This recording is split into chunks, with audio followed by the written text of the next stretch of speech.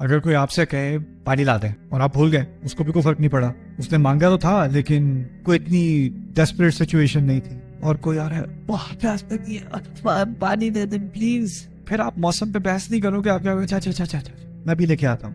جس طریقے سے انسان مانگتا ہے نا، اس سے پتہ چل جاتا ہے اس کو کس کی کتنی ضرورت ہے. اگر ہم اللہ تعالیٰ کے سامنے نماز میں کھڑے ہیں اور کہہ رہے ہیں اہدنا الصراط المستقیم، مانگنے میں رویہ بھی ہوتا ہے کہ نہیں ہوتا؟ آپ کے بچے آپ کے پاس آگے کہتے ہیں مجھے 500 چاہیے، جس طریقے سے مانگ رہا ہے دینے کا دل نہیں جاتا. ایسے مانگتے ہیں، ایسے بات کرتے ہیں، یہ تمیز ہے بات کرنے کی. پھر آپ بچے کو تمیز سکھاتے ہیں کہ تمیز سے پوچھا جاتا ہے، ادب سے پوچھا جاتا ہے، اور پھر آپ نماز میں کھڑے ہو کہتے ہیں اللہ اکبر.